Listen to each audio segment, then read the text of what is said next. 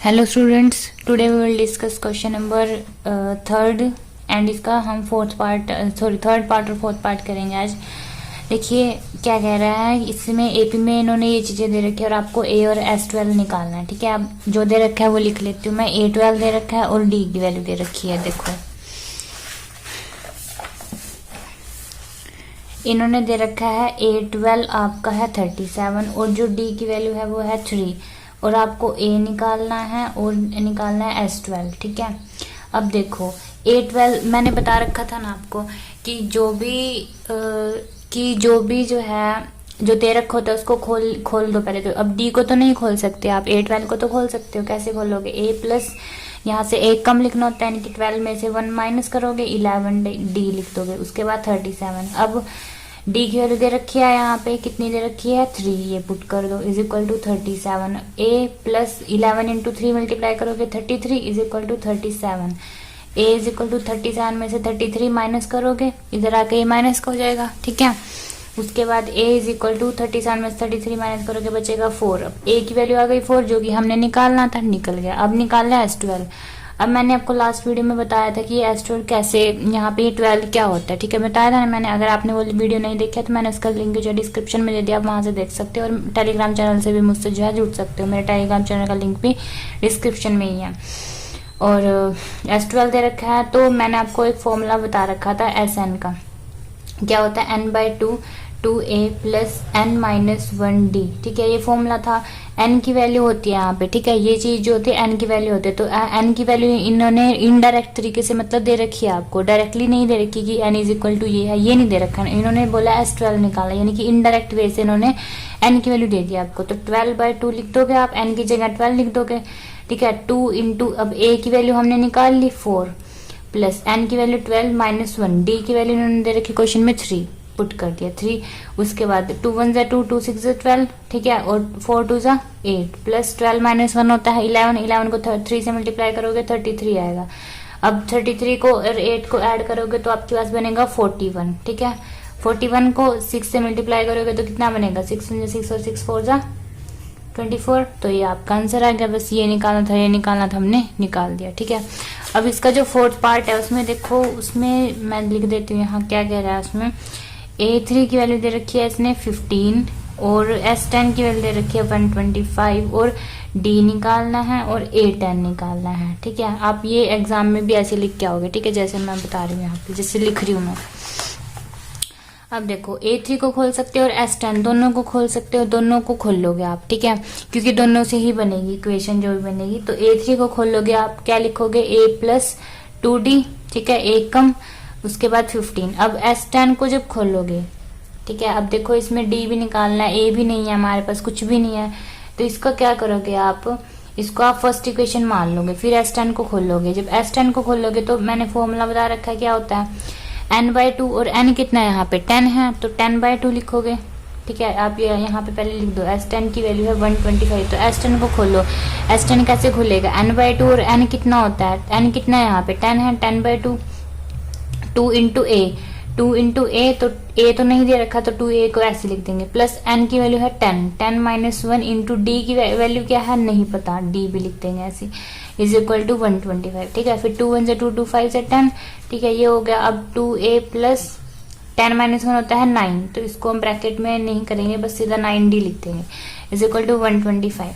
अब 2a plus 9d is equal to 125। अब ये मल्टीप्लाई में है, इधर आके डिवाइड में चला जाएगा, ये किस पे कटेगा?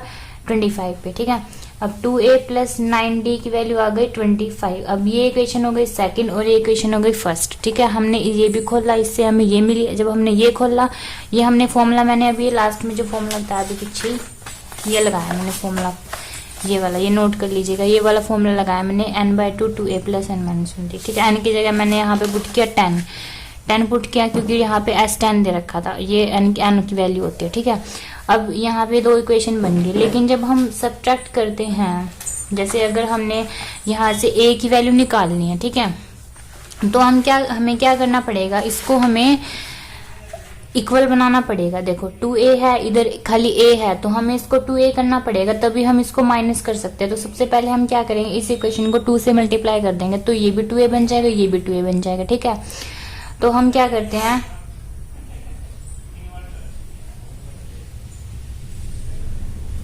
मल्टीप्लाई इक्वेशन फर्स्ट बाय 2,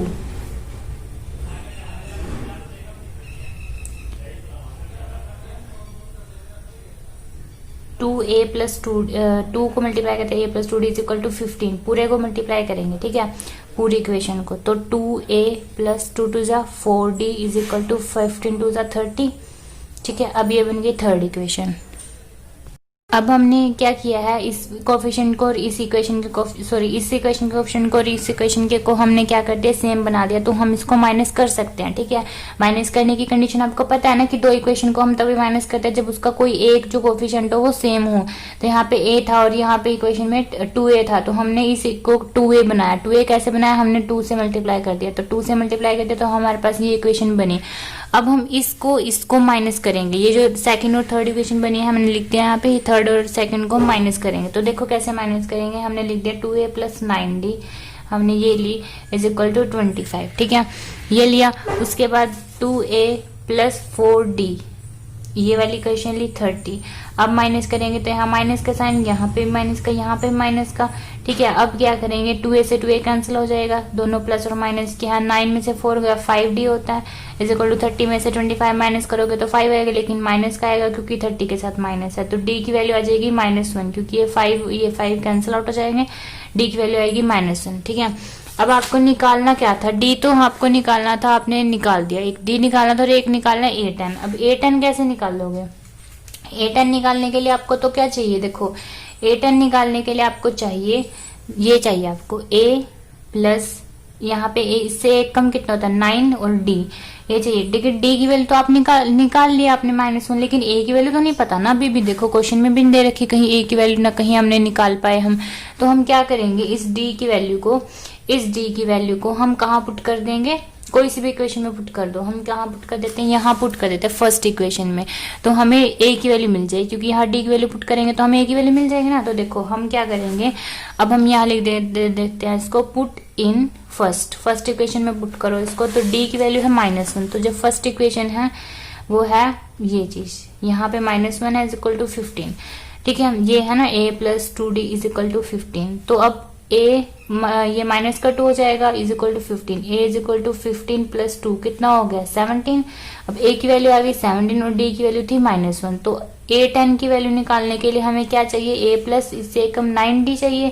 तो a की वैल्यू आ गई 17 प्लस 9 और d की वैल्यू है -1, ठीक है। ये हो गया। अब 17 9 1 जा 9, लेकिन माइनस का 9, तो 17 में से 9 माइनस करोगे तो आएगा 8। तो यानी कि हमने जो निकालना था a10 निकालना था वो आ गया 8 और d निकालना था वो आ गया -1। तो आप ब्रैकेट इसको ऐसे लिख जाओगे, ठीक है, एग्जाम में।